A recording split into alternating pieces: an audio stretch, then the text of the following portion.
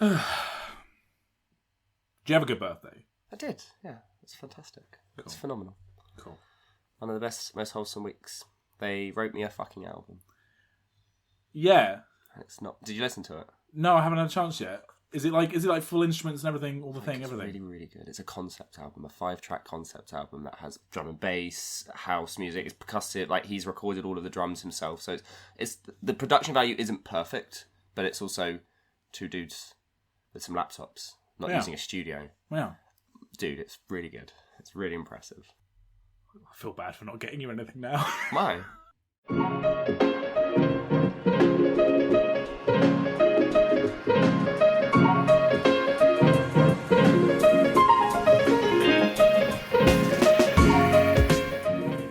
Welcome to Magic the Flavouring, the Magic the Gathering podcast, where we talk about all things magic, flavour design, and lore. I'm your host, Andy Mann. Hello, this is Nathan Cancel. I'm so tired. Of? Magic. No. No. I'm tired because of Magic. I was at Magic Fest, Command Fest Europe, I should say, in Birmingham. I was only there for one day. So, CFEU. Ooh. Talk to Axion now. They'll love that. I was only there for the Saturday. I was there with some of our Magic chums. Shout out to John, Rich, and Dave. And yeah, it was good. There was a lot of people. Yeah, I can imagine. We're now out of the weeds of events, right? And everyone's actually out and doing stuff. So now everything's overbooked, understaffed. But I think what I think it shows, because yes, it was. I think it was a lot of people. There was the modern tournaments that were on as well. So it's great that modern's getting some show, and Legacy. So it was Modern, Legacy, and Commander, all in this one venue, which is the Cricket Ground, Birmingham. Edgerton. Oh, I don't know. I can't remember what the cricket ground's called. Edgbaston. Thank you. Ooh. Oh, I've got a bit of sport knowledge in me. I sat for the first time this Sunday drinking a pint watching a rugby game. Yeah, man. Did you watch the England Fiji? Yeah. Did you watch the France South Africa? No, I saw the highlights of that. As games go, apparently it was insane. It was insane. Yeah. The England Fiji game was also very fucking good. Yeah, I was in a pub also. It's a really good rugby this year. Really good man. Rugby. This World Cup's great. Back to Magic. Back to cricket, I suppose. So, firstly, I think we're at the point with the Command Fests in England specifically, because I know Command Fest Barcelona or Magic Fest Barcelona was like the big European blowout. I know in Europe, no matter what country you're in, we all sort of are a little bit jelly of the fact that the US gets almost every Magic event that they do is this huge thing. Like, you got fucking like Seattle, Baltimore, we Vegas, had Star City Games doing their Grand Prix, right? Yeah, so you had multiple companies doing circuits around the country. Yeah, obviously Channel Fireball back in the day as well. Yeah, exactly. Whereas here, like our London Command Fest was a great event, but it was just one hall in Twickenham Stadium. Yeah, it was like a big hangar, essentially. Yeah, which is like, this is the capital city. Now, Birmingham is the second capital, as they say. So, fine, no shade on Birmingham, they deserve to have big events as well. I think Axion now are just at the point where they could do with a bit of help from Wizards to really boost the UK events. Yeah. Because they're doing feel a a little great bit job. more tight, professional. Make it feel more elegant. Get a fucking, in the US ones, I'm sorry this sounds like whingy English people. This will be a theme, by the way, for this episode, when we get on to what we learn. I don't like cricket, for a start, which is a quintessential English thing. And I'm going to be a whingy person about what the English do and don't get. Which is a very problematic position to be in historically. Yes, yeah. Oh, empirically, I'm talking about magic. Obviously, we ruined the world. That's fine. I accept that. But I think, Europe magic in general, and indeed south of the hemisphere. If you're outside the US, our magic events could do with having why don't we get the big Ixalan dinosaur for us to ride around on? Do you know what I mean? True, I guess. I guess, is there a question of, in America, you're going to have a larger turnout, so, more people, more tickets, undoubtedly. You know what I mean? Even the smallest events will be bigger than the biggest ones in Europe. Yeah. But we are a fucking continent. If it wasn't for the cosplayers, actually, you're right. It doesn't feel like an immersive experience. It just feels like you're showing up. It almost feels like you're showing up for a slightly larger And the FNM. UK's got a big content creator scene. Yeah. Shout out again to friend of the podcast, Adam the Gathering, who was there ripping Hawaiian Shirt Sunday. Always, can't help himself. I do like the relationship that Axion now has with Adam. He's really in there and he fucking deserves it. God bless him. Adam and I are friends through content and he was on the podcast and he's played Magic with us and all this kind of thing.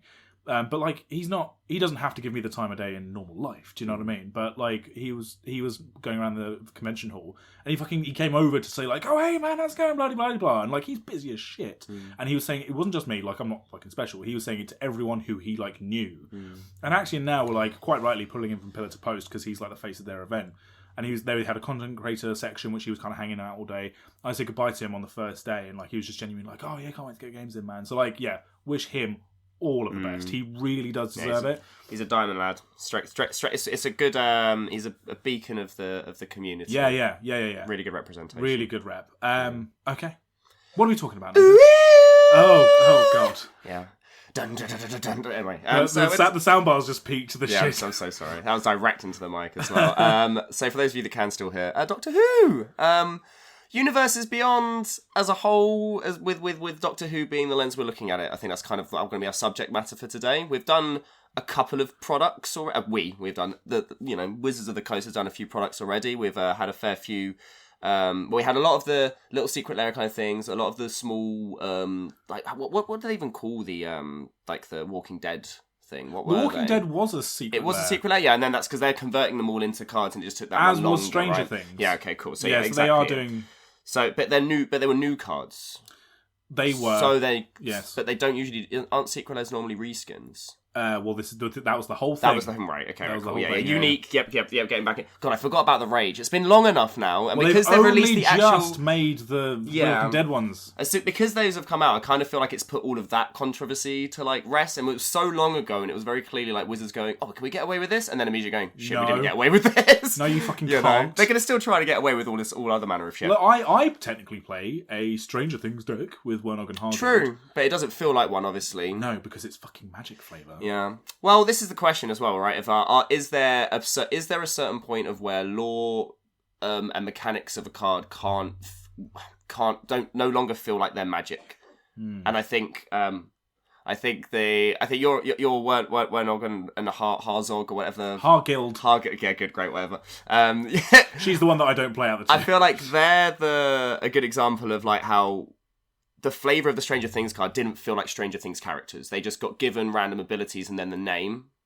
And then you convert them into give them a random Magic the Gathering name on Innistrad, and actually all of them just were like, oh yeah, this is just an Innistrad card. Well, I guess the only because they didn't do that D&D Magic card thing, to quote another IP, where they didn't give them named abilities except for Friends Forever. Yes, which I think is a big mistake, especially looking at the Doctor Who set and why I think there are some strengths there. But anyway, so we had that. Then we also had the Warhammer decks that came out last year, which I think quietly surprised everyone on being like a really good, product, and a lot of people really responded well to them. I got the Necron one. I know other people that have got all four of them. Blah blah blah. I think that they play well as a set, and I think this is another step in a positive direction of trying to make Universes Beyond feel like it can belong within a Magic set, and how Magic can feel like it belongs outside of its own lore. I feel like that's kind of what I want to talk about today, because I feel like Doctor Who is a potential turning point that gives me a lot more.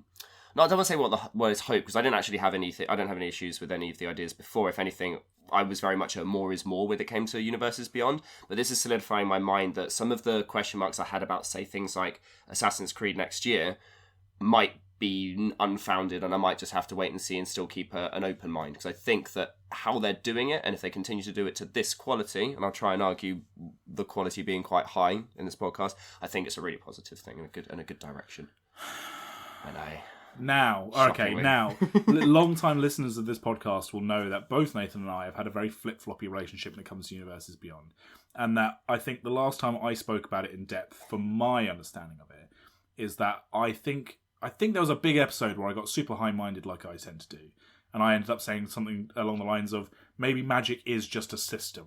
And Magic is a game system that you can overlay things onto, and people can enjoy whatever the fuck they want in this, that, and the other. And I was on a real soft point with Universes Beyond. But I think I have come to a more solidified idea of what it is that I can't escape it. Does sort of bug me about Universes Beyond. And it's not that I don't want to play against people that have enjoyment out of things. Because I fucking love Lord of the Rings. It is my IP. If magic didn't exist, I wouldn't cry because I'd still have Lord of the Rings. That's how, like, I fucking love it, right? I've got fucking tattoos from J.R.R. Tolkien shit, right? However, I have not touched more than one Lord of the Rings card, and it was given to me for free at Command Press London. I have no interest. I'm never going to play them. I'm never going to slot them into my deck. I don't know what the One Ring does. Such a purist. It's not about that. I don't know what the One Ring does. If you ask me what his ability text is, fucking Post Malone bought it for $500,000. Whatever. But do you know what the card Wedding Ring does in Magic the Gathering? No. Well, there we go. But like, okay, fine. Point Nathan. No, but like, you know, you'd think that I would engage with it. Here's what I think. Here's how I feel about it now, and it's been pronounced because I actively don't like nor enjoy Doctor Who. That's another Englishman fail point for me. I don't drink tea, I don't like cricket, and I don't like Doctor Who. Sorry. I don't mind Doctor Who existing in Magic. People fucking love it. God knows my Twitter can't get away from it. Right? I know more about the Doctor Who cards than I did about the Lord of the Rings ones, I'll tell you that much. But I think for me what it is that I feel like when it came to the Secret Lair cards, we could all sort of just ignore them because they were like 5 or 6 cards, and people could play them if they loved it because it was a nice IP that people engage with. People love Stranger Things. Again, I'm not the biggest Stranger Things fan, okay, but they did like 5 or 6 cards, and they then reskinned them so you could enjoy the abilities if you enjoyed the abilities, of which I did. When it comes to the Warhammer decks, the Lord of the Rings set, the D&D set to a certain degree, definitely Doctor Who. They're making cards that you have to engage with because they are now so intrinsically Magic. And now that could be a point for it because it's like they are functional game pieces and they've actually put care and love into it. And I would jive with all of that.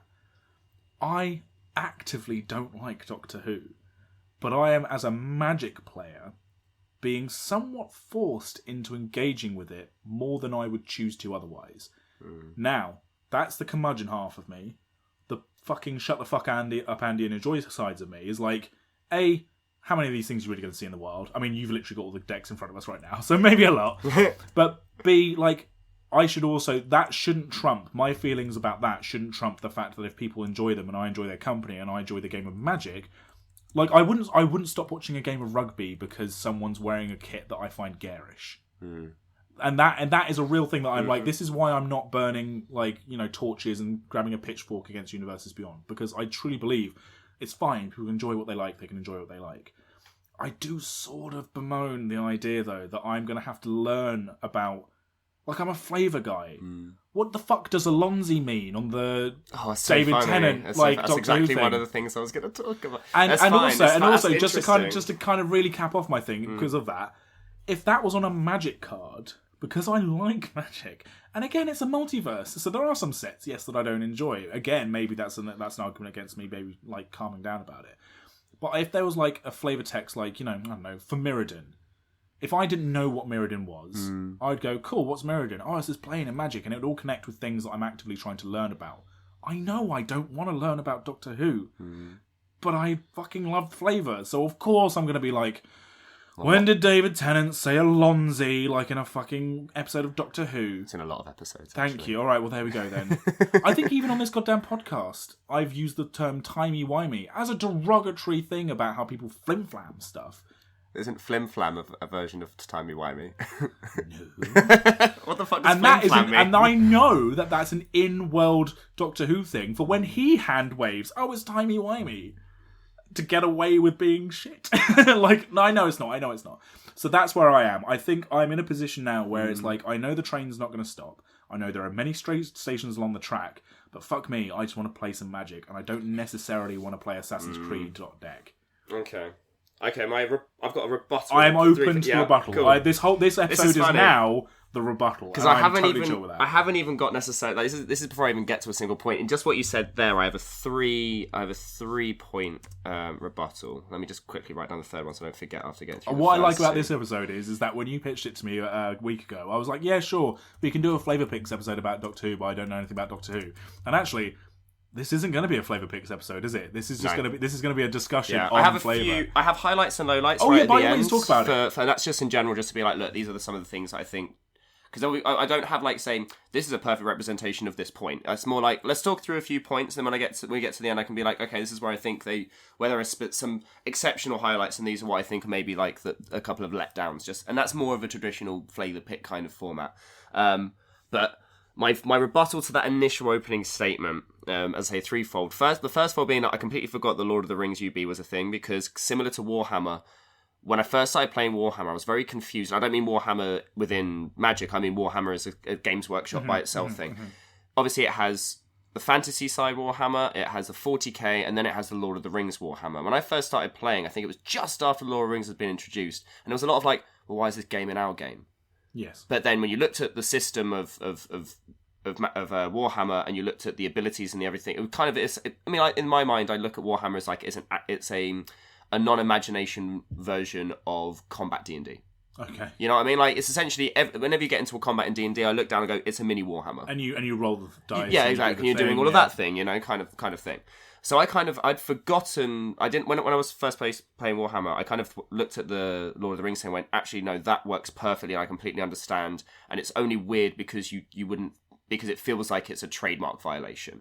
In a similar fashion, it's only been a few months or so since Lord of the Rings came out, because it's been so integrated from do I feel like it doesn't feel magic-y point of view? Like, I think the Lord of the Rings cards work perfectly within the world. I think there's a fair few cards that, because we didn't do a flavor picks for Lord of the Rings set, I think we would have actually probably focused more on the cards that made less flavor sense than the ones that worked. Because there were a lot of the work. There were a lot, like Gimli, for example, one of the cards that he has, it's like, all of his abilities, it's like, how does this represent him as a character? Sure. At all.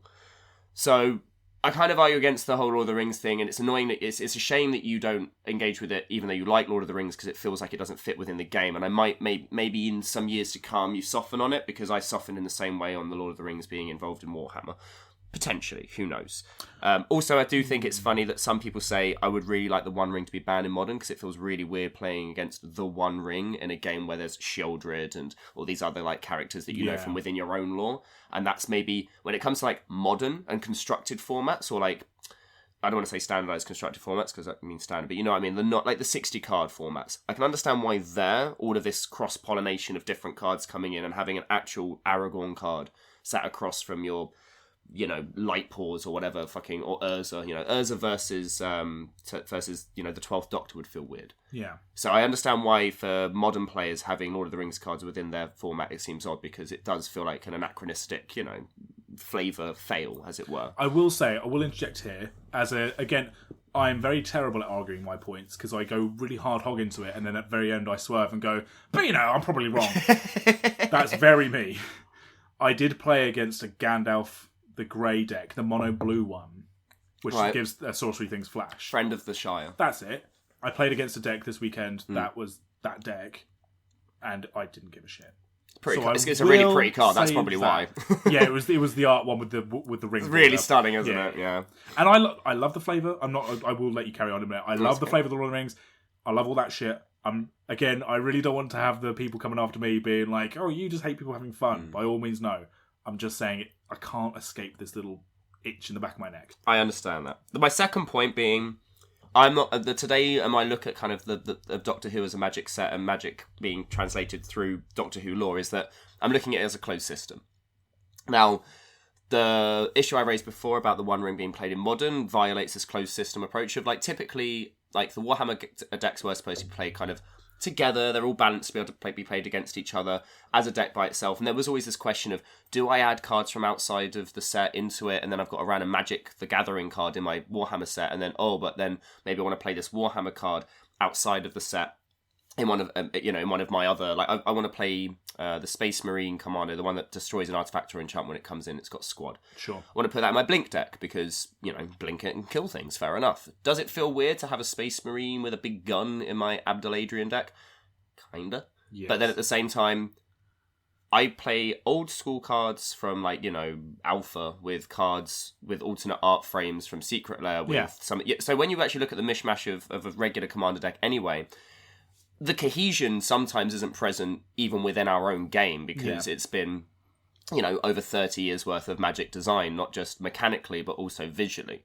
So the argument of I want to look down and be able to know what the board state is in a similar fashion. If I want to look down and not see, Street Fighter versus Transformers versus this, it's like, well, you already had mechs versus elves versus oofs versus Kithkin, so you could already argue that there's already such a diversity that it's only aggravating because you already recognise it to be from its own IP.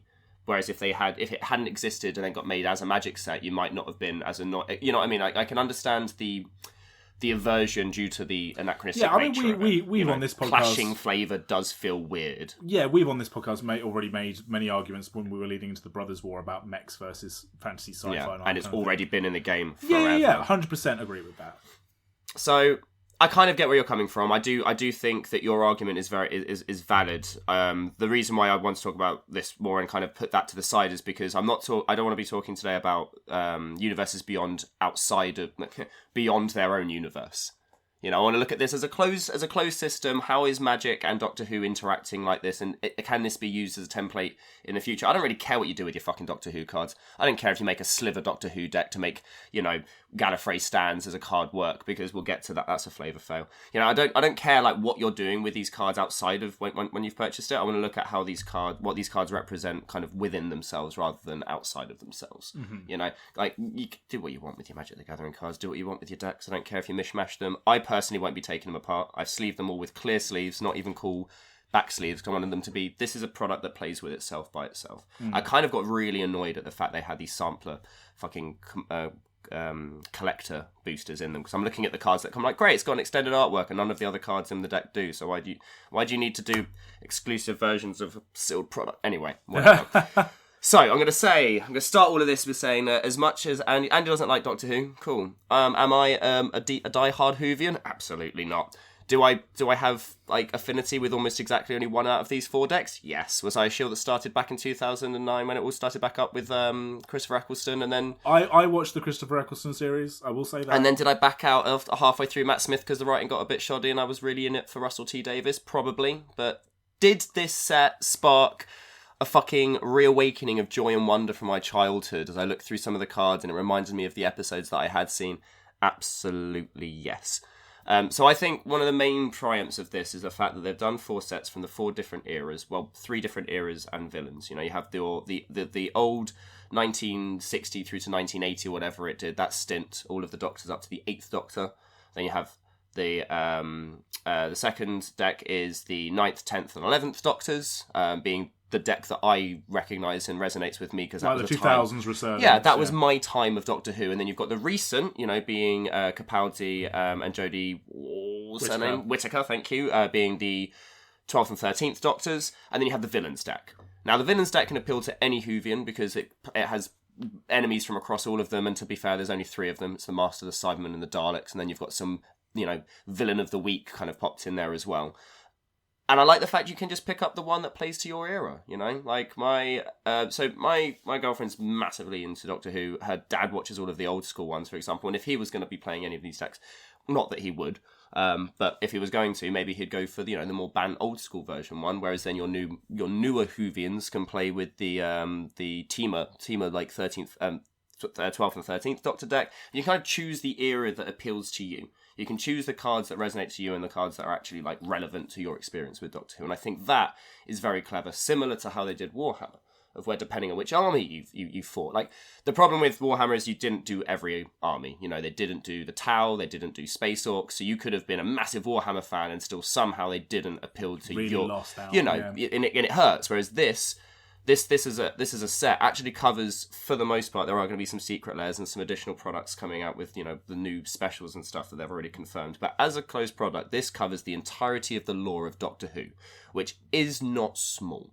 There's a lot of lore. But what's funny is that as you were talking through those decks, as someone who, I watched the Christopher Eccleston thing because it was a big thing at the time when it came out, because all the boomer generation parents were grabbing their millennial generation kids and being like, this is the thing from my childhood, fucking hell, they're bringing it back. And it was a fairly decent BBC production. I think actually the first, I do remember thinking like, or hearing that the first series finale they had massive rewrites and reshoots because the BBC wasn't happy with it. So it was touch and go with the Christopher Eccleston, Billy Piper. Also, Eccleston leaving, they wanted him to stay on longer. He only wanted to do a one and done series, so they had to. But it's funny how through osmosis of simply being English, and I know obviously Doctor Who has an international appeal, but obviously it's an English show. It's very it is very intrinsically UK based, maybe not just English. I do through osmosis know a fair bit, and as you're going through the decks, I could visualise and see. I know what all of the Doctors look like, and I know who many of the actors are, and indeed storylines. I know what Gallifrey is, for example. I know that TARDIS is an acronym. Yeah. What is it for? Time and dimension in space. You missed a letter. Relative. Oh, time and relative dimension in space. Well done. There you go. Wonderful. I'm bad at spelling. I'm not bad at Doctor Who knowledge. But yeah, so it is funny that I have such a strong aversion to something that I just intrinsically know about. But then I could say the same about so many soccer. Things. Yeah, right. Did you just call it soccer? Most of our listeners are American. True. Okay. Fair enough. Yeah, no, they know what I mean. Cool. So I think the main thing that got me for this was that it does a fantastic job of translating the 60 years of lore of Doctor Who into a magic product. And then the question started becoming for me of like, so is this more the lore of Doctor Who being pushed through Magic the Gathering as a system, as you put it? I'm going to use a different word in a second because I think it more accurately describes what Magic's doing here. Or is it Magic being seen through the lens of Doctor Who?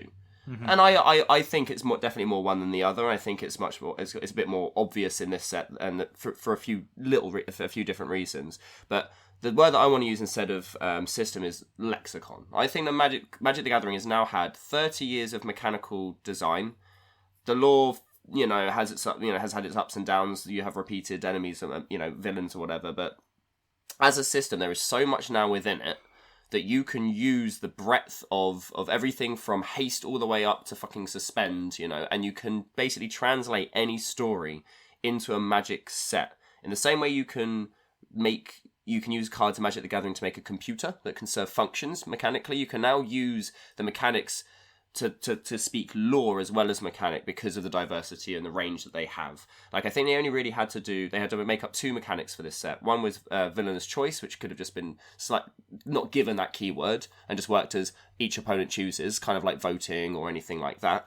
And then Timey Wimey as well was, or time travel was another keyword, which is basically just remove a counter off of any suspended card, or add or remove off of any suspended card, add or remove off of any card and play that has a time counter on it. Which is interesting, because if you would, again, I mean, I've done so little research on this. I'm coming from a real emotional plinth here. I've got no actual backing to back it up. I've already failed. But like, it's funny, when you mentioned time travel, and as soon as you went suspend, in my head I immediately knew it was like, oh, it speeds up suspend. Yeah, right. Yeah. And this is the thing that I think is really on show here, is that Magic has come so far that you can use it to speak so many stories, or to present so many stories and so many aspects of or so many idiosyncrasies of lore. Some very specific moments are translated into card form across this set. And I think that it's a testament to the robustness of the mechanics of the game, I think. And the fact that it actually allows then also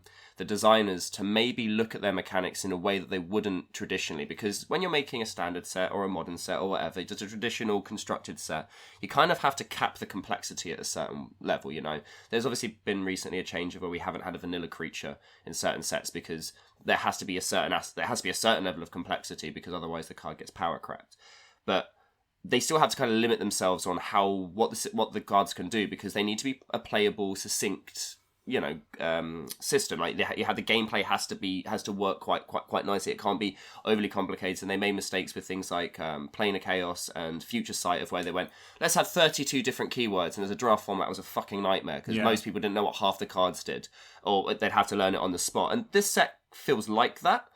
A little bit, because sometimes some of the cards you look, it's like there's a load of words on here, but they've tied it together, I think, just enough of where the complexity is there, of if you're going to play this deck for a few months or so, at first it's going to feel really obtuse, there's going to be a lot going on, kind of like the Doctor Who universe, but once you kind of get into it and get it under your belt, I think the cards actually work really well together. And the big selling point is that there are flavor mechanic keywords, whatever we're calling them. The thing that the D&D did of where they go petrifying gaze, and then that's destroy an enchantment when it comes into play. And I think that the fact they introduced that, I think, was a necessity for Universes Beyond, because you've kind of not just got to give the mechanic of the cards, kind of similar to what I had the issue with Secret Lairs for the Stranger Things, is that because you haven't put identifying this is what this character's doing for this mechanic, or this is what this mechanic actually represents, because normally the lore is so base, you know, they've made up the lore for the card, like Lizard Warrior is a 3/2 with first strike, you're like, okay, cool. And maybe give it some flavor text to say that the spearhead is made from the horn of his father. I'm like, that's really interesting lore. I care so much about this entirely constructed Magic the Gathering card. But because the characters themselves have such lore already, and if you want to represent that not just in the flavor text, but also in the ability they're doing it, you kind of have to use that. So I think we've lauded it and celebrated it and said it's a really clever way to add extra lore to the cards. But I think it was so necessary when you're doing things like Universes Beyond, because you're tackling lore that's far exceeding your game, as it were. Like Magic the Gathering has lore, but it's, you know, potentially smaller than the Doctor Who lore, or at least an individual set of Magic the Gathering has so much less lore than the entirety of Doctor Who as a timeline. And I think that's a really... I think it's a really, really impressive feat they've managed to convert and made... Sorry, I had to squash a fly. Fly murderer. That's on the podcast. I know, I can't. There are 3 things in this world that I kill, and that's mosquitoes, flies, and maybugs. Because maybugs are terrifying. And I just think, as someone who has engaged with the Doctor Who universe enough to do a little bit of obsession, be like, oh, who's the face? When you find out things like who the face of Bo is, and Captain Jack Harkness's story arc, and the big arcs and everything that you kind of get into that kind of blow your mind a little bit when you think about like time and space, and there's a tear in the universe, and how do we fix all of time collapsing, and you know, all of the excitement that I got as a kid from this sci-fi universe. It was a little bit more grounded than something like Star Trek or Star Wars, because it happened on Earth. It was something I could be like, oh, maybe I walk down the road and I see a TARDIS at the end of the road, and maybe the Doctor comes and there's an adventure going on. Like, it felt much more... It made fantasy feel more tangible. It made sci-fi feel more believable, even though when you watch the episodes, it's super twee.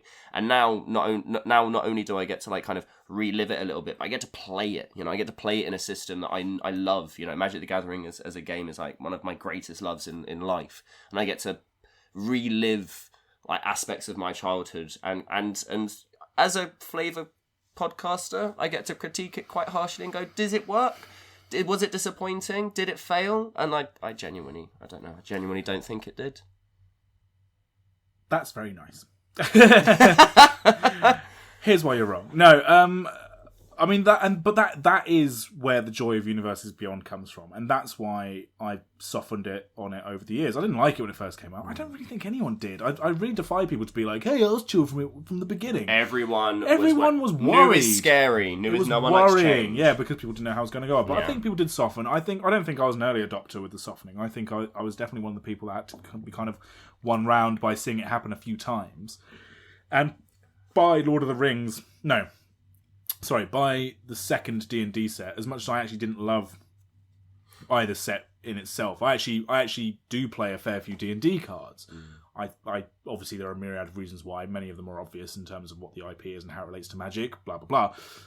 But I am softened on it. But it's funny that you talk about those custom keywords to provide flavour and describe everything, because they introduced those in the first D&D set, right? In the form that they are in now. And we fucking loved it. You and I both were like, absolutely, and we both pointed to it and went, see, Universe Beyond Deniers? This is why it's good, because this has brought this in and it tells flavour and it's, you know, fucking get over it. All it is a magic ability with a name stuck on it to give context to it in X, Y, and Z. However, maybe... it is just my bias. It's just my bias. I'm crumbling here with as I'm talking, because like Eldritch Blast or you know Healing Light or you know whatever the keywords were on the D&D cards. I'm picking out things that I relatively know. I don't think Healing Light's anything, but I know that Eldritch Blast is right. Magic Missile, whatever. Those were keyword abilities that I knew were D&D things, and so I was like, cool, that gives flavour to this Warlock or to this Cleric or X, Y, and Z, because they're doing the thing. It's like, and we said this at the time, it was like you were playing the Magic version of D&D, so it very much was Dungeons and Dragons through the Magic lens. I've picked them off of the table because I'm now grabbing at your Doctor Who collection, being like, what's this shit? I've got the 11th Doctor and the 10th Doctor, Matt Smith and David Tennant, respectively, in front of me. And the 11th Doctor card has I Am Talking as its ability. Now, I happen to know where that's from in the episode, but I still don't really know the context of it other than he says it, right? And the 10th Doctor has Alonzi and Timey Wimey. Again, they're... all three of those are quotes from the script. They're things that the Doctor says. They're not abilities the Doctor has. And I don't think they are evocative of their abilities because people's character aren't, isn't described as a game piece, as a warrior, by what they say. Do you know what I mean? For Mirrodin. I like people. We didn't like for Mirrodin. No, I know. Case in fucking point. Well, yeah. I also think that was pretty flat. Now, obviously, this is all confirmation bias. I literally picked up 2 cards that are on top of piles in front of you. They happen to be these cards. I know for a fact not all of these are from the script. But do you see my point? I see your point. I also semi-disagree in the fact that those moments, like the I am talking moment, is some of the things that make that when you... So my prime example against this is the Martha Jones card, who, for the most part, I had a really big issue with the companions as a whole. I have a big thing of how a 1/1 human in Magic the Gathering, or a 1/1 soldier, or a soldier in Magic the Gathering is a 1/1, and he has a sword, a shield, all the armor and everything, and it's just a 1/1. And then you get these legendary humans. I think again, Stranger Things was a perfect example of how is Dustin a 2/4?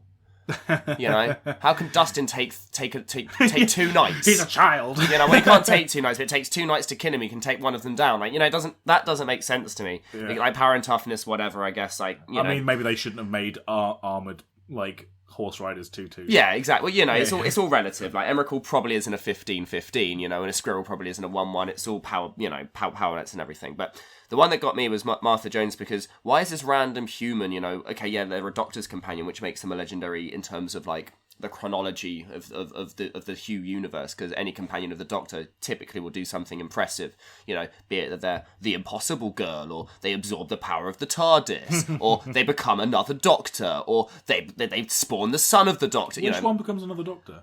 Donna. Donna takes on all of the power of the Doctor, and then it has to be all taken out of her and put into the severed hand, which forms a second Doctor, which then rose because there's loads of stuff, man. Loads of stuff. It's one of these things. So Catherine Tate plays Donna. So before we get into Martha, as a complete kind of quick segue aside, all cards on the table, I tried to do a lore dive to catch up with everything for this episode. I had to give up on Doctors 1 to 9. Are you fucking kidding me? That's 30 years worth of lore. Oh yeah, and also so much filler episodes. Yeah, and especially when I was trying to look through, there were so many cards that I'm I don't actually know what this is. I like how people don't even count the what the films with the guy who plays Grand Moff Tarkin. That's the 8th. That's the 8th Doctor. Is it canon? I thought those films weren't canon. I think they are. I think that and the comics are still considered. I don't know. Again, I'm not a Whovian enough to know what they would consider to be canon or not, but he is in this, so he's got a card within this. Really? The film Doctor? Yeah. Because the film Doctor was the 8th Doctor, as far as I'm aware. Oh Christ! What is his name? The actor that plays him. He's super famous. Oh well, whatever. Doesn't matter. I'm going to quickly 8th Doctor. Clearly in Doctor Who. The 8th Doctor. Oh, I didn't put 8th. Fuck's sake. Not Paul McGann? No. Okay, then yeah, maybe I'm talking out my ass then. Okay, who knows? Point aside, being that you can't catch up, I couldn't catch up on all of the lore anyway, so I don't actually there's a lot of these decks that I'm still looking at going, okay, this is something I want to look into later. I'll come back round to that because I think that's also a point for the set. But these context keyword things that we were talking about, I do get where you're coming with the 2 that you say, because if you don't know the actual reference, or if you don't particularly like that Doctor or you found that particular scene to be obnoxious, it kind of undercuts the potency of the cards, or your respect of the card, your enjoyment of the card, whatever. Peter Cushing. Peter Cushing, yes. I mean, I don't. again, my Whovian lore You may fire when ready. Is within a very specific kind of narrow. Sure. I just seem to remember knowing those films. I know who she is. But Martha Jones, for the fact that she's a 3-mana 3/2 and all that shit, I don't really care about. What I like is that her like context keyword ability is "woman who walked the earth," and that represents when the Master takes over. Captures the Doctor and, spoilers, takes over the entire world and is going to create, basically creates a paradox where all of the future humans are going to take over from the current humans. He basically takes over the entire world and then is going to fire a load of missiles at the rest of the universe. So it's the John Sim Master. Yes, the best representation of the Master, I think, that we've seen. You come fight me, I haven't seen all of them, to be fair, so it'd be fair to fight me. I actually don't have context for that, but I think he's a really good representation of him. So she had to go all the way around the world. She had to go and spread the word of the Doctor, and that was what ultimately was the foil to the Master's plan, was that everyone believed in the Doctor and uttered his name in the same moment across the world, and it regenerated him.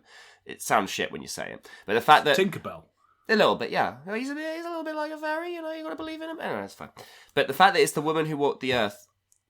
The reason I like that is because it reminded me of when I look and went, Martha Jones, she's not very important. And the artwork's she's just sitting on some stairs. What makes her even important? Then you read that line, the woman who walked the earth, and suddenly you go, oh, of course, because that whole art that she did, that story moment made her so important that and it kind of, it reminds me of the reasons why those characters were important, the things that they did. Not necessarily sometimes do these keyword abilities, the custom keyword abilities, line up perfectly with what the ability after it is and what the character's doing, but it is a shot of nostalgia and it is a representation of what that character and who that character is.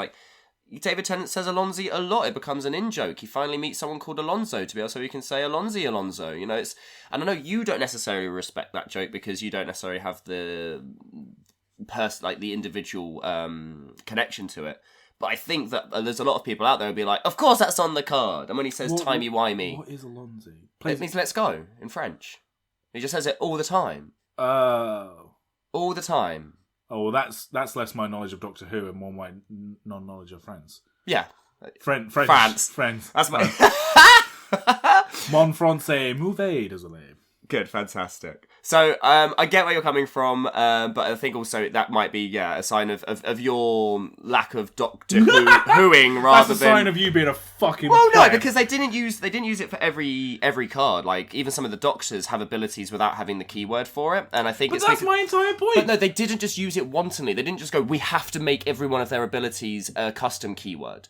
They clearly picked and choose which ones they thought were relevant and which ones weren't. Some of the companions have a keyword ability, some of them don't. Some of them have the things that make them relevant, some just do a thing. And some of, I think I think that's more, again, it shows that they didn't just do it as a blanket thing and just kind of shoehorn it in. Whereas I think most D&D cards, I think almost all of them were tied to a keyword ability. Yeah. Unless it was just put a +1/+1 counter when it attacks kind of thing. So I do think it was used more sparingly and more deliberately, and I think it's more a matter of if you don't have a certain affinity to those cards, then maybe it'll resonate with you less. There are definitely some things like Would You Like Her, from the fucking third or fourth Doctor, I think it's the third Doctor, and it's jelly bean. He's always offering people jelly beans. Yes. I don't have that context in my head, so I didn't really care about it. But then also when I thought about it and then and looked back into it, and then the food token's a jelly bean, it's oh, okay, well that makes sense now, I understand. I do like jelly beans. I mean, who doesn't like jelly beans? So my big question. So this idea that magic is now such an advanced, mechanical system that you can pretty much translate anything, I think is it gives me a lot of hope for sets like Assassin's Creed, because I feel like this is way more Magic the Gathering than Warhammer is. It's about a dude who can jump between planets. We are planeswalkers that jump between planes. It's almost an exact facsimile of what our universe is. And there's it's a bit more science fiction-y, and it's a little less fantastical because there's a bunch of like humans and stuff, and it's mostly aliens, and you get things like scientist as a creature type, and alien as a creature type, and and detective as a creature type, and things like they have to kind of flex some of the mechanics to fit the set. It doesn't just lift directly. But it doesn't feel like a bastardization of the system. If anything, it feels like it's a celebration of the system and actually pushes the system further than the anemic kind of design space that they have to kind of limit themselves to sometimes. Because a regular Magic set cannot have this weird complexity to it because it just feels too much like a potential unset, and it gets a little bit too obnoxious. Beyond the fact it's also set in a plane chase environment. Yeah. Outside of that, My question to you: do these decks have more charisma than your traditional precons? I think it's kind of hard to argue against that. Yeah, they do. Like, think about this year's precons. Let me answer. Because, think about it. So the way I look at it is, I don't think that the precons that they release typically along Magic sets have the same kind of personality that these. I don't necessarily know if they can, but it's a really good example of how the most flavor they can put into a precon, because it is an intro deck, is quite limited. Because you can't go, here's an entire flavor deck for you, and you have to absorb it all as one flavor product, because you're going to look at it and go, but it's dragons. I'm going to take this card out, put this card in, take this card out, and put this card in, because it feels much less cohesive. I feel like these is much easier to look at and go, I don't really want to change any of the cards because it would feel weird to do so. Now, I do respect that. I really do. And it's funny, all the way back near the start of this episode, you mentioned about the physical miniatures game of Warhammer. And I suppose technically now I'm talking about Age of Sigmar, but back when it was Warhammer and not Warhammer 40k, it was a fantasy miniature game. And when they released the Lord of the Rings miniatures, that tied very closely in with the Peter Jackson trilogy. Because I remember buying copies of White Dwarf, because I've dabbled in Yeah, man, White Dwarf was a great magazine. They had sections of that magazine dedicated to the Lord of the Rings models, but the Lord of the Rings models were the Lord of the Rings models, and what you were buying is the Battle of Pelennor Fields as a war games exercise. You weren't then being like, cool, so I'm going to have my Age of Sigmar High Elves, and I'm going to put a platoon of fucking Theoden's... Oh, no, well, Elvish thing. So you wouldn't put, the sort of Fangorn Forest Elves in there. And that's a closed system within a closed system. Because I guess your argument here, and it's a good one, is that you don't... When I was saying about Warhammer, is you don't mix 40k... the regular Warhammer, and the Lord of the Rings. You don't mix those together when you play them. This is a really fine fucking line to toe, because I am not suggesting at all that I would not play with someone who had a Gandalf deck. I actively did. It was a fun game. He drew his entire deck using storm count, counts and all this kind of thing. Do you know what I mean? It was actually a very solitary. It was a mono blue deck, so it was very mono. It felt very magic-y the way they was playing. And I didn't bemoan the fact it was a Gandalf deck and not a Baral deck, because it was essentially a Baral deck, right? I think what I'm saying is that there are Magic products that have universes beyond on them that feel like they're Magic products, which could filter into everything else. And there are other ones, which, like this Doctor Who set, quite rightly you're saying, are amazing products in themselves. I think, because I'm really coming around. You're doing a very good job of turning me around, and I think I'm getting there. I fully see the point. I think the thing that's really stopping me now is that if given the choice, if I go to Command Fest London or Command Fest Europe, and both Command Fest Londons we've been to over the last 13 months, one of the first ones was Birmingham last year, which was this year's Birmingham's Europe one, and then we went to Twickenham for the London one. Both of them had both the D&D sets, right, as their main thing. D&D, first one, Adventures of the Realms, and Battle for Baldur's Gate, were the draft sets. Now, I played them because I wanted to play Magic with my friends, and I've got a passing interest in D&D. But I didn't play any Doctor Who, buy any Doctor Who product at this one to play Doctor Who, because I'm not there to fucking play Doctor Who. I'm there to play Magic, and that's the reason we're all there. So my worry is that in every future event, I'm going to go, and it's going to be, this year it's the Assassin's Creed Magic event. It's sick. Sure. I love the original trilogy of Assassin's Creed games, or indeed 4 or 5 of them with the side sets. I'm not there to play Assassin's Creed. I'm there to play Magic: The Gathering. So yeah, I guess here's my suck it up kind of moment. Is that yeah, by all means, that you are this. I don't know how I can. Obviously, I can't incept my like of this into you, because my like of it isn't because it's a Doctor Who thing and I like Doctor Who. Because again, I rewatched some episodes recently, and it reminded me that I do really like it as an idea, but I also saw all the flaws and I understand why I stopped watching. But this feels more Magic: The Gathering than Magic: The Gathering feels to me sometimes these days. Some of the sets that I play, I feel like less of an expression of the mechanic and what they can do with it than this. This feels like a better expression of the mechanics of Magic: The Gathering, and it feels like a confluence of flavour and design mixed together, and it feels like it translates and it plays, and it feels and plays better and is more interesting and more engaging. again, give me an IP that I'm not super invested in, and maybe I might think differently, because I have played Warhammer a little bit, I have watched Doctor Who a little bit, so I do have some context to them both. Give me one that I actually have no context to at all, and let me see if I still enjoy it as much, because I might not necessarily have that kind of I can't believe they managed to turn that into a Magic card. Or you look and go, well, of course that would be what that would be if that was a Magic the Gathering card. You know, I might not have that for that particular IP, but I think that these cards actually are better. Or if anything, it feels like, of course, these are in a Magic set, because all of these abilities work. Things like Cascade, you know, the Timey Wimey Suspend stuff. These all feel like things that happen within Doctor Who and don't feel anachronistic. They don't feel like they go against the grain. It does feel like when you're playing these cards, you're actually playing Magic the Gathering, and it feels like a really good expression of Magic the Gathering, rather than being, this is something else and something different. And I'm not trying to convince you otherwise, because I get where you're coming from. I just think that line of this doesn't feel like a Magic the Gathering card kind of falls flat when it is a Magic the Gathering card. Can certain IPs not feel like they feel like Magic, the Magic world? Yes. But do these cards feel like they're outside of the lore? Yes. Do they feel like they're within the mechanics? Yes. Same thing with Lord of the Rings. Again, there was a lot of cards that I just accept. I'm like, this feels like a Magic the Gathering card. This feels like it doesn't feel like Lord of the Rings is coming in and stealing Magic's gameplay and going, I'm gonna turn Lord of the Rings into a Magic set. It's like, no, let's use Magic the Gathering to explore Doctor Who. Let's use Magic the Gathering to explore Lord of the Rings. Let's use Magic the Gathering to explore Assassin's Creed. And then what can we do with this mechanical system that we know and we love and we play? Regardless of the sets, sometimes we go to planes that we hate. Like, we might go to a plane, I'm like, I don't really like this. I absolutely hate barbarians. I hate axes, and I'm not a big fan of dwarves. Does that stop me playing sets like Eldraine? No. Does it mean I tend to draft red less? Yes. Because I don't really like big, bulky, I like lithe archer women-y ladies. Whenever I'm a character, I always gender swap, and I always make them small and petite like I am. I don't like barbarians, ogres, tanks, all these things, you know.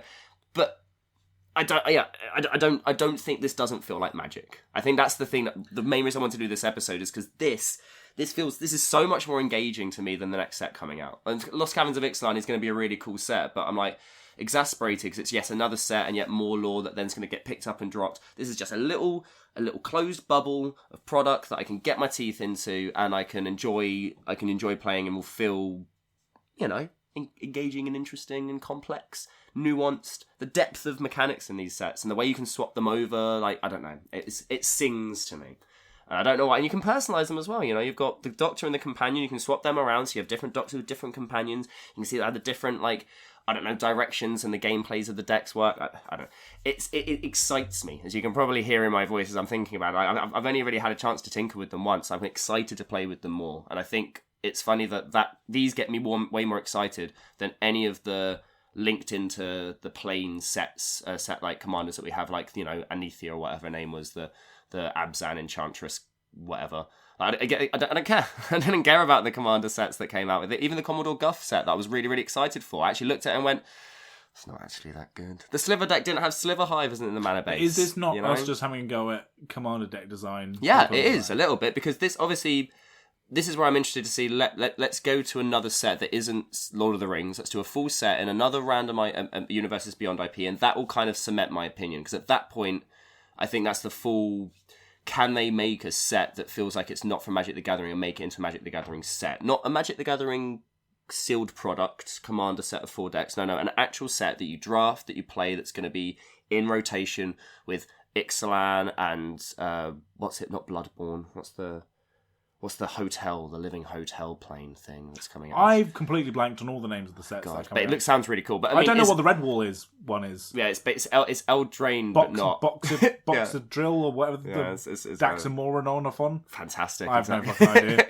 Well, it's because too much shit come out. Squeakton. Yeah, I'm just all I care about is kind of like the next set. It's something like Bellaloxylon. Yeah, exactly. Something like that. It was too much. There was too much lore thrown at us in that PowerPoint They need presentation. to stop doing those panels.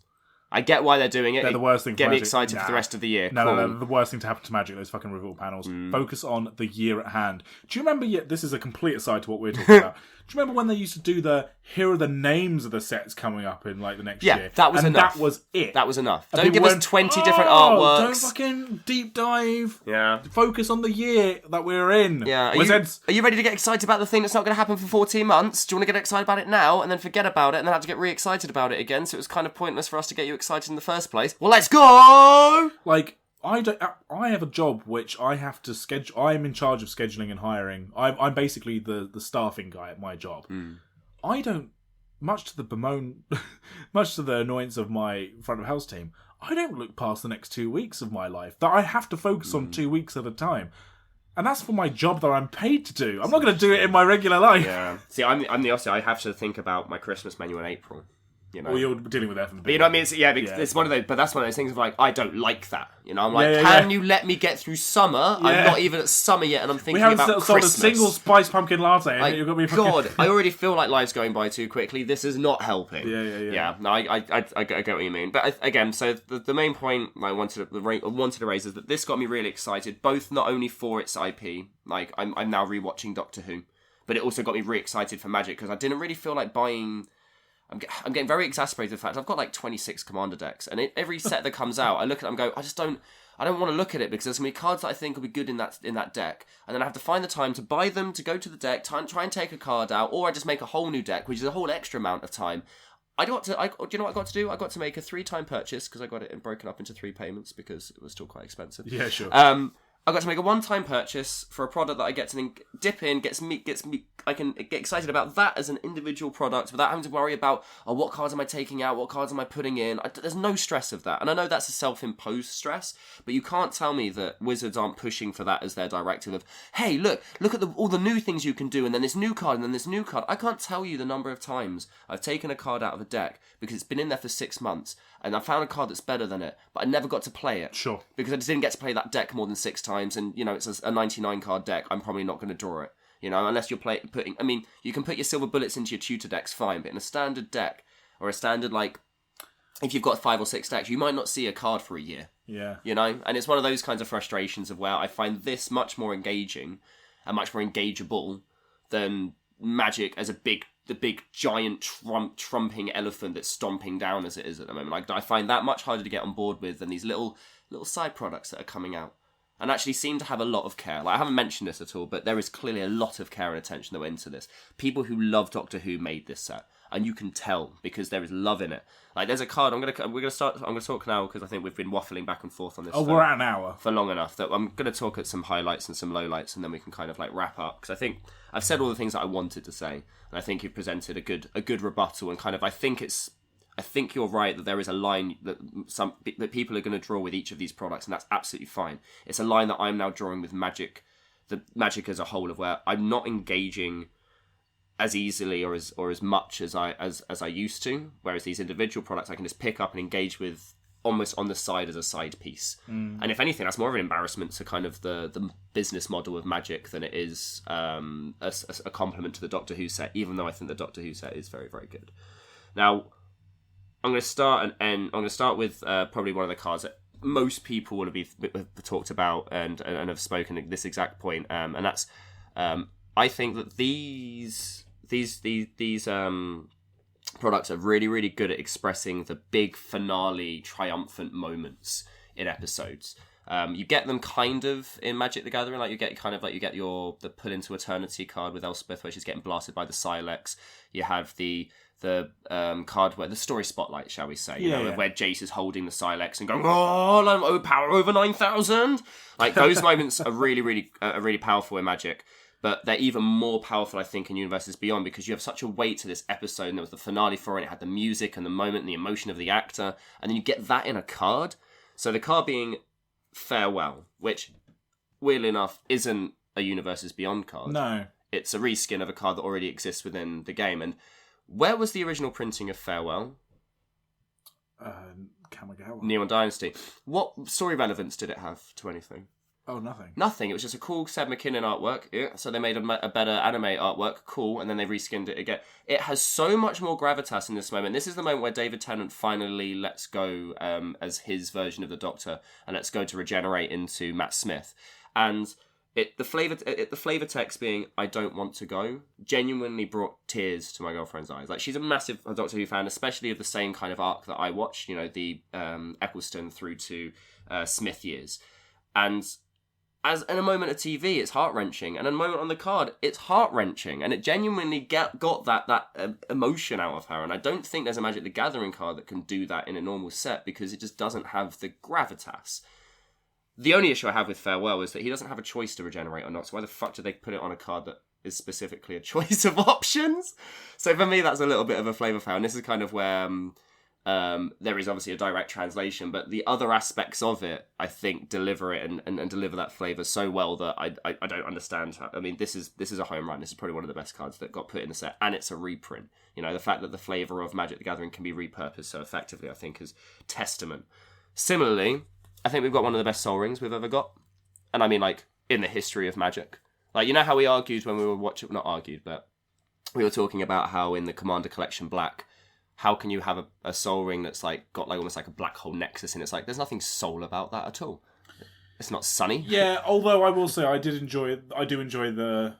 Oh, God, Commander Collections. Could they have not just done the next 3? Please, just do all of the colours, just get it out of the way. Because I really dug the idea that the Soul Rings had, like, colour identity of sorts. The Command Towers similar, but the Command Towers were both really bad artworks. Command Tower and Collection Green looked like the black. Yeah. I mean, again, it's one of those things, like, I mean, you might be let down, but this actually genuinely is a time ring around a collapsing star as it transforms into a black hole. Now, this is probably the closest to what an actual Soul Ring is. And we've had 30 years of Magic the Gathering. They haven't done a Soul Ring as good as one, and they had to kind of use other flavour to do so. Now, they can make up their own flavour in Magic the Gathering. They can call it whatever they want. They can put a genuine fucking sun in the middle of a ring, and they haven't. It took them having to steal the lore from another fucking IP for them to get a Soul Ring. I look at and go, that's a Soul Ring. That's a Ring of Sun, you know? The next card, Run for Your Life. Obviously, Doctor Who runs all the time, and it was the line, I think, one of the first lines that Christopher Eccleston gives to Rose Tyler, played by Billie Piper, I believe. Billie Piper, there we go. go. And that Run for Your Life idea, you're going to like this from a mechanical point of view. 1 or 2 target creatures each gain haste until end of turn. They can't be blocked this turn except by creatures with haste. Gingerbrew! Right? But the whole point being that they're running away, and obviously they're faster, and the only people that we're able to catch them up are the people who are also fast. Yeah. And the fact you have escape... You can then cast it from your graveyard if you escape it because they're running away and they're escaping. Now, if that isn't going, how do we make a card about Run for Your Life and go, well, we've got an ability for making things fast. We've got a way to make them so they can't be blocked unless the other creatures are fast. And they're trying to get away, they're escaping. Fuck, there's a keyword. We've already got escape. You know, when you've already made, like, I don't want to know... this is probably a question we should answer at some point. We probably should just do what's our favourite mechanic episode anyway. Now I'm just kind of throwing ideas for next week. How many mechanics are there in the game? Do you reckon? Keyworded mechanics. Well, obviously, but I'm going to say ballpark. I'm going to say about 280. That's probably high. That's quite a specific ballpark. That's quite high. But anyway, the point that there are I'm going to say 265. Lovely. Well, yeah. What was it? What's the Price is Right, isn't it? Where you have the person who goes, well, I'm going to say one underneath that number, and they get the side eye of you motherfucking piece of shit. Yep. Good. Right, the game show. The game show. Yeah. What else Price is Right is there? I don't know what you're talking about half the time. Okay, good, fantastic. 4 knocks. One of the biggest moments of the David Tennant arc. 4 knocks? 4 knocks. Oh. Not 4 candles. Yeah, like 4 candles for forks. Candles for forks. Hey. Again, it's the moment where he thinks that everything's fine and dandy, and then Wilfred's stuck inside the fucking box, so he has to sacrifice himself to save Wilfred. He gives 4 knocks, and he thought he'd got over the 4 knocks because it was the Master's calling card, because he'd heard the drums from his childhood. And it's just a white card that draws you a card for 4 turns. Every turn you take a counter off, you draw a card, and that's... And again, the flavour is... So it's a little bit like the blue and red refrain cards, it's also... Well, no, because it's Vanishing, not Suspend. It's more similar to the Dawn of a New Age, which is a Lord of the Rings card, which comes in with counters on, and you remove a counter per turn. I still don't know how my brain holds all of these fucking card names and abilities, and it's genuinely a marvel. I still don't know why I'm not that fussed about the Lord of the Rings cards. What is wrong with me? It's funny. I like that I've planted the seed of doubt in your brain. This is good. I don't even know who I am anymore. When I was talking earlier about like the big triumphant end of the episode moments, everything comes to dust, being a 7 white sorcery convoke spell. Exile all creatures except those that share a creature type with a creature that convoked this spell, all artifacts and all enchantments. So big old board wipe. It's the moment where Rose Tyler takes on the the nexus of time from the heart of the TARDIS, and she can, as the quote is, "I can see every single atom in your existence, and I divide them." Big bomb moment, and a lot of people have seen that and they were like, "Oh, that's the moment from that," and then it translates one into the card because she destroys all of the Daleks because they all share a creature type and they didn't help do the spell. You're looking blankly at me. This is fantastic. I love it. Everybody Lives. 1 and a white. One of the cards that's probably going to be seen the most outside of the Doctor Who set, being an instant protection spell. So 1 and a white instant. All creatures gain hexproof and indestructible until end of turn. Players gain hexproof until end of turn. Players can't lose the game. Players can't lose life. Players can't lose a game or win the game this turn. Everything's fine. Everyone's good. And it's the moment where, like, one of the few victories that the Ninth Doctor, who has, just off the back of destroying Gallifrey and all the Daleks, spoilers, but not really, it's the moment where he's like, oh, actually, everything went okay for once. Was that Eccleston? Yeah, the most tragic out of all of them. The moment Coward or Killer was a split card. Would not the War Doctor be the most tragic out of all of them? I mean, John Hurt's But Doctor? the Ninth Doctor genuinely believes and never got solace on the fact that he thought he blew up his entire race. We've all had a bad day. He didn't find out until a few Doctors later that might not necessarily be the case. So he lived with all of that guilt. He was a broken Doctor. Are the Doctors? Right, so Different think about it more as like because they're not. Are they? It's more like multiple personality. Like you have the same core, but you're painted. So imagine you're the same color, but you're painted by a different artist. So it's the same picture, but painted by a different artist. So it still has the same basis, but you have different inflections. You might have different temperaments. You might prefer certain ways of dressing. You might be more exuberant. You might be more downtrodden. Each one can have its own expression. Okay, that's a nice way to think about it. Because he keeps wanting to be ginger. And then the other joke was, which when Jodie Whittaker became the Doctor was resolved, was that he always wanted to be a woman. Yeah. And then in the latest one, he gets to have racial diversity as well now. Yes. Again, I wonder if they'll address the idea that he's changed race, because I think it's something that you can't not do, but I think you have to obviously be careful without it feeling like, you're making too much of a joke out of it or something like that. I'm excited to see him play it as well. He's a fantastic actor. Big highlight in this, sagas. There are episodes of Doctor Who. You don't really get episodes of Magic the Gathering, so some sagas are like, well, actually, that's a lie.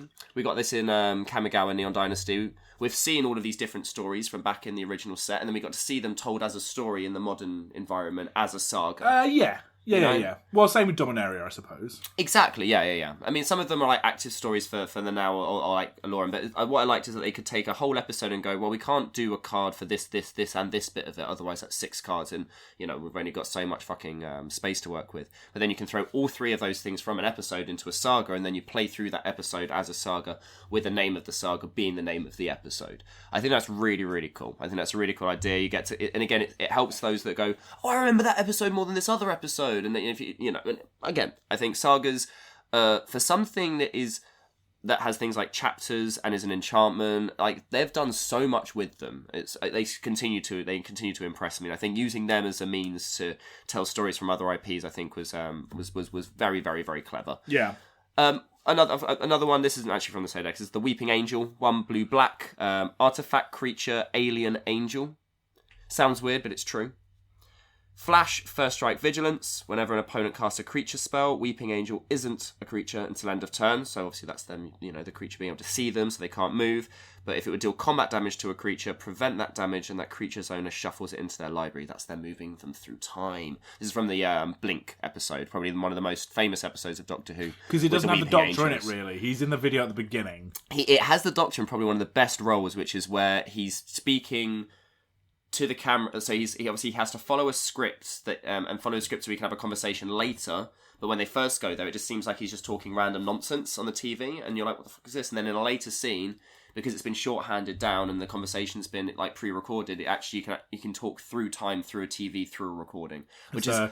Don't blink. They're faster than you can yeah, imagine. Yeah. See, I know the things. Right? And from a writing point of view, that was like, it blew my mind. It was really, really clever. So I think Weeping Angel, fantastic. They put it in, put it together and they did it fantastically well. Exterminate, 2 and a black. Destroy target creature. Its controller loses 3 life, but you can replicate it any number of times by tapping a Dalek for each time you want to.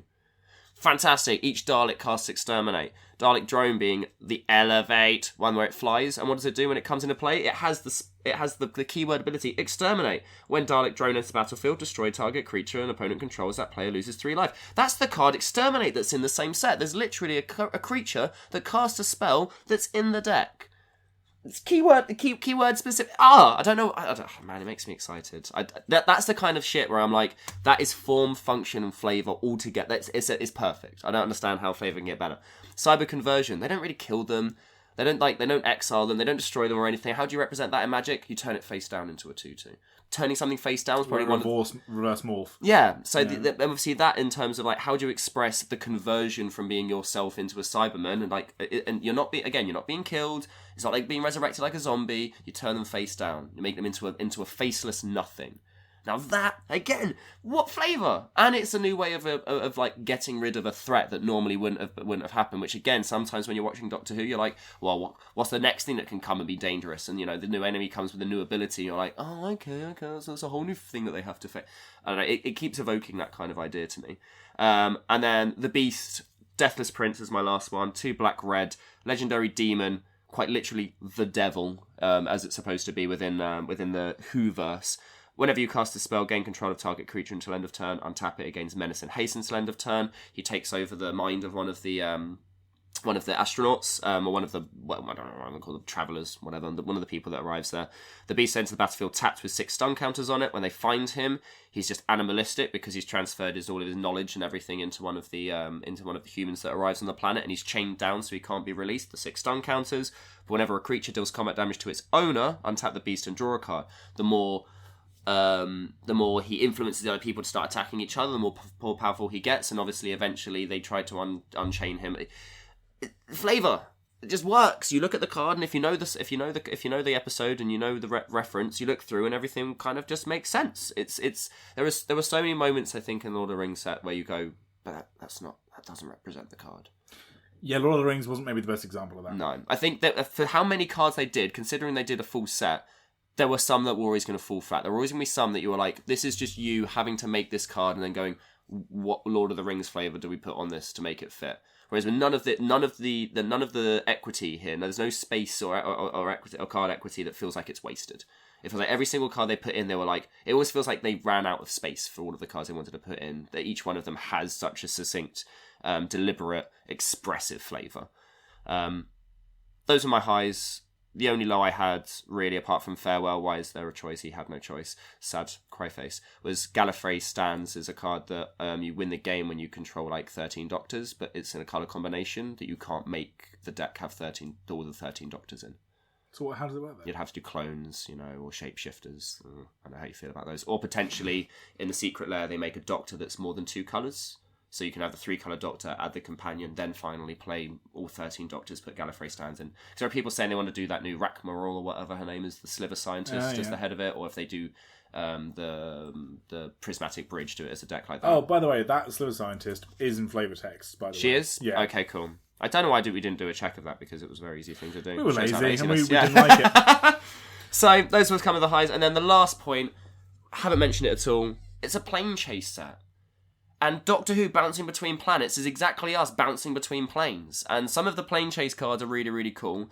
You know how we were saying how they put these planes out, and they have names, we've not seen them, and it makes us go, oh, I really want to go and see that plane. Like Xerix, for example, is a perfect example of, I want to go to a weird geometric plane. They probably won't, because they probably won't know how to do it as a whole full set. Equilor is my favourite. Equilor, exactly. Yeah. I really want to go there. Now, the thing about this is you can look at these, go, oh, they went to Pompeii. Oh, I want to go. I'd love to go and see the Doctor episode of Pompeii, and you can. That actually exists. Every single one of the planes here. I mean, a lot of them are Earth or Mars, which kind of, I like the fact that seeing plain Earth is kind of like it tickles me a little bit, because obviously it's not supposed to be, magic doesn't happen on Earth, but this is Magic the Gathering happening on Earth, which I kind of like as well. But I think that the translation of bouncing around all between these different planes, going to these places that you go, oh, I mean, that seems like a really cool place. It seems like it's got really cool lore, and you can actually go and explore more of the lore instead of going, what's happening on Equilor?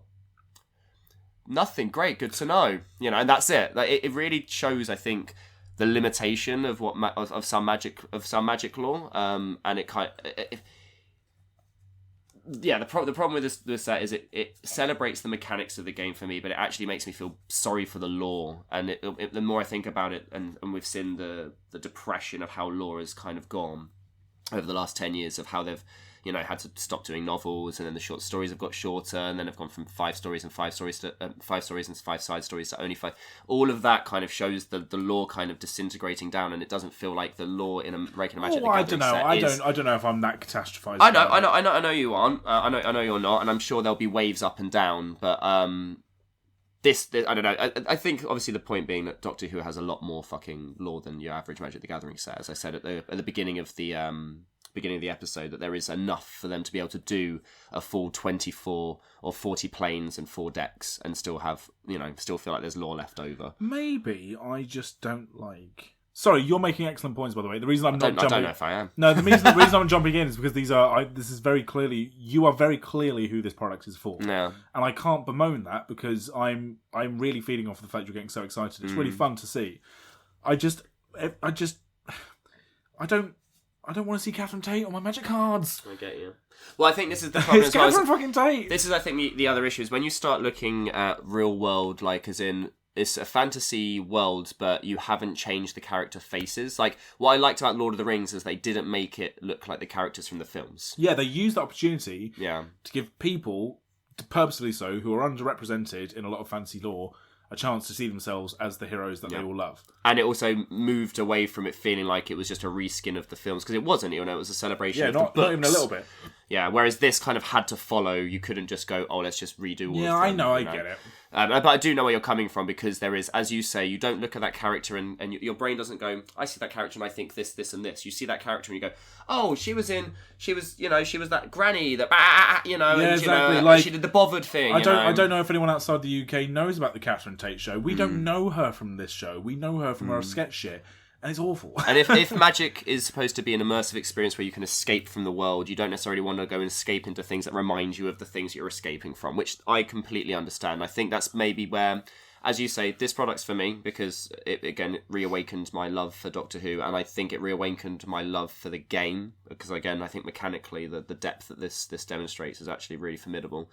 But it can be one of these things of, this is relevant to me. If there's another Universes Beyond that is forced to be within circulation, like, do they make a standard set, like Lord of the Rings, for example? As you say, you didn't engage with it at all, and you're kind of into Lord of the Rings. Yeah. So is it just a matter of that this is more for me? Probably. But then also I think that the other side of it is that I think it's a very well constructed, well put together, very well designed product. So it isn't just me shilling on Doctor Who. The fact it's Doctor Who helps it, but I don't think is the thing that sells it. Fine. And that's it. That's what I got to say. Fine. You know, you win. Also, some of the artwork. Look at some of the lands, guys. I mean, I know we're not a visual podcast. Some of the fucking lands. Celestial Colonnade, as Isla, my girlfriend, said, was one of the best artwork she's seen in any Magic the Gathering card, which says a lot. Because all I do is buy her pretty cards. So the fact that it's the prettiest of all the pretty cards, you know, I just think like, look, isn't that pretty? You know. The Sky Shroud Expanse, that's one with the TARDIS poking out of the clouds, and then the idea is the staircase goes on longer because it's Time Lord technology. Cool. I'm gonna stop shilling. We're gonna wrap up. Is there anything else you want to say, Andy Man? Have I convinced you? I don't like Doctor Who. Is this the perfect confluence of magic and outside IP? Is this a sign of things to come? Will future Universes Beyond be blessed off the back of the experience of building this set? No, because they keep changing their idea. It's a secret lair. Is it a fucking insert into like... So technically, the next Universes Beyond cards are Jurassic Park in the Ixalan set. Yeah. How do you feel? Okay, as a quick aside, because we're probably not going to touch on Universes Beyond again, I think, for a little bit until we do another big chunky one. What do you feel about that? As a yeah, it just Well, like for Brothers War, they had Transformers, which is a much more wild comparison, right? yeah. But I think also, Transformers was a bit weird. Yeah, but like Because the art style as well as the mechanics were. For me personally, and this is all personal, like this is the whole problem with this Universes Beyond debate, because I think by its very nature, it can't be all things to all Magic players, whereas Magic on some level can be. Yeah. Even though, yes, or at least should be. There's no reason for you not to like Eldraine. You are 100% correct. Some people don't vibe with some planes, nor should they. So that argument also falls very flat very quickly. But I think the dinosaur cards in the dinosaur set is something which at least seems like it should work. I don't think I'm going to be thrilled when people are playing, I've got my dinosaur deck, and they play a card called Clever Girls, which is like, I can already know what that card's going to be in my mind. It's going to be an instant for 1 green red, and it's going to be target 3 dinosaur, up to target 3 dinosaurs you control, deal damage equal to their power to target creature you don't control. Do you not think it might be the Velociraptor, and then the context keyword is Clever Girls, and it shows them being able to, it can block multiple creatures, or it has to be, I guess that's just menace again. I could see it being like a context keyword rather than being an actual card. Well, we'll see who's right. Obviously, there's already a Jeff Goldblum card, which that's I guess the thing that it comes down to is how memey does it start to feel? Does it start to feel? This is memey as shit. I don't think that this feels as memey. I even think, yeah, okay, his keyword ability is Timey Wimey, and there is Timey Wimey, a wibbly wobbly Timey Wimey as a card. Fair enough, I get that. That is also, God, it's exactly the same. I'm such a hypocrite. Now, yeah. Do you know what? We're at an hour and a half nearly. That's fine. We're not going to be able to sell this argument. I don't have time to go into because what it boils down to, really seriously, is that I don't vibe with this IP. Because all the arguments that you've presented, off the back of you enjoying this IP, are coming at it from an idea that you think that this IP has been done a justice by the lexicon that is Magic the Gathering. Yeah. Whereas I'm just going, I don't like this, and I don't really have much, even though I think my thoughts and feelings at the start of this podcast are valid, broadly speaking, none of them are reason enough for me to be like, burn Universes Beyond! Yeah. So, fine, have the thing that you enjoy, and I guess I'll just have to ignore a product again, if I can. But you know what? Why not? I think my only argument against this, and I think it's an argument in general, is that there was an article that came out, or an article that came out recently of someone who did a compilation of all of Magic word count on cards and how it's been going up through the years, and that is a very, very steep curve, especially last year. 100%. This pushes that more because you can put more words on the card because it's not sitting in a standard set and going to be played by your average player. I have a big fucking no against the fact that they put Myriad on a card but didn't put the reminder text on it, and every other ability underneath it really needs you to know what Myriad does. Yeah, Myriad's also not very clear. No, so you can't actually just play it straight out of the box without having to go and look up what the ability does, which for me is big no gameplay wise. This does promote complexity in cards because you know the character of the 11th Doctor or the 4th Doctor. You can put 3 different keywords on it, and as long as you put that the custom ability word on it, it justifies it. In an average Magic the Gathering card, you know, the Deans, for example, from Strixhaven, you've got all of this fucking text and everything, and yeah, cool, but it doesn't really tell me much more about the character except for, you do an exile-y thing, but it takes, 17 lines of text to say it, and you can justify it by using these other cards and going, hey, look at the complexity of our game. Is there a limit to what that complexity should be? Absolutely. Is this pushing that envelope? Absolutely. Do I hope that it doesn't then make your average sets more complex just by proxy? Yeah, I really hope not. But again, does it show that you can make very, very, very nuanced and in-depth cards that I think still work as a singular game piece? Absolutely. It's funny, it's just finding that line. It's funny on that point, just to cap it off, there was a moment when I was playing Magic, so I recently built a Kiku deck, and I've got a bunch of black effects in it, and one of the black effects that I thought was really cool was Necrosynthesis, which is an uncommon from the werewolf set. What the fuck is it? Midnight Hunt. Midnight Hunt. Smashed it. Thank you. And the card is Enchant Creature. Enchanted creature has, whenever another creature dies, put a 1/1 counter on this creature. When Enchanted Creature dies, look at the top X cards of your library, where X is its power, put one of those cards in your hand and the rest of them won't be library in a random order. Now, it's the Shigeki again, isn't it? Now, each of those abilities are actually relatively grokkable by Magic standards, but it's got 3 fucking paragraphs. Yeah, all of it together. And any one of those could be its own card, and it's an uncommon. Well, you look at Ice Cauldron as an example of how, or Chains of Mephistopheles, or the original Animate Dead for like. Cards back in the day weren't any shorter in text. What they were doing is probably simpler. I feel like cards back in the day, they were wordier because they didn't know how to make the word smaller. Nowadays, they know how to make the word smaller, so they put in more into the card. Well, changing his or her into their was a good start. Great, yeah, good opportunity. Got to save some retail space there. Yeah. And they were like, cool, we can put more abilities on the cards now. Yeah. We've made the abilities shorter. Let's go. Taking a leaf out of Yugo's book. Anyway, let us know on Twitter or X what you think about the Doctor Who set, what you think about the general debate of Universes Beyond. I sort of feel like there isn't really a debate anymore, but there are thoughts and feelings, and please do send them on a postcard to our Twitter account at MTFlavouring. Tell us what you think Clever Girls is going to be with the Jurassic Park cards, and if they don't print one, how stupid we're going to look. Are we going to get the kids? Oh, I don't want. You know, I didn't want the annoying children in the film. I don't want them in the Universes Beyond set. I'm a big Jurassic Park fan. Very, very big Jurassic Park fan. I mean, fucking anyone who's like a millennial. Dinosaurs, dude. Yeah, how can you not Gen like X dinosaurs? through to Gen Z love fucking Jurassic Park. But I actually think, looking back on that film, the kid acting in that one is really good. It's actually fine. Yeah, they are annoying in concept, not not in delivery. Yeah, yeah. Their delivery is fantastic. Their presence within the film was not necessary. No. But yeah. Emails go to @mtflavouring@gmail. I keep doing it. mtflavouring@gmail.com. My personal Twitter is @AndyMadface. Nathan's yours is the Fox in the Moon. Stunning. Yeah, sick. All right. Well, we're back with a mechanics episode. We'll get into flavour mechanics. We'll actually get back to some stuff that's universally relevant instead of me just going, Andy, have my opinion, please. And then you vehemently going, no. Nah, but no. Nah, but no, though. All right, sick. Have some good games, guys. Magic is fun. Yeah, keep playing. Keep having fun. I haven't played much in the last few weeks. I'm buying more than I'm playing, which never get to that point. Never buy more than you're playing. I think about 80% of Magic fandom is at that point already. Yeah, how many decks is enough? One more than what you have already. I've successfully, pre-COVID to now, stuck to 10 decks because those are the deck boxes that I have. Impressive, I like that. I've just bought 4 and I'm in the middle of building Arwen, so I'm up 5 just this last 2 weeks. I mean, obviously I'm building more decks, but I have to take ones apart. Yeah, true. I have to take them apart. Yeah, I don't have that. You have to let go. Can't do that. Let go. No, dig in harder. Of your...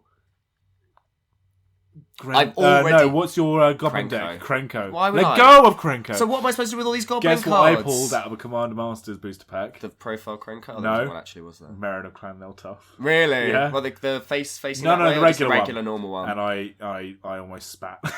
Actually get the lighter out. No, I've already taken apart Brago and Merrin for you, okay? You've got to get off this. I also got a Pure Steel Paladin and a Jet Medallion from my prize ticks. Nice. Yeah. Jet Medallion's a big one. Yeah. Also, I've just realised, am I the 4... Are we just even commanders? Because I usually have 4s or 6s as my commanders, and you like 2s. 2, I'm well into the 2. Yeah, maybe we're just not that odd. We're just evens. Thank you so much for listening. This has been Magic. We'll see you soon. What the fuck does that mean? I don't know.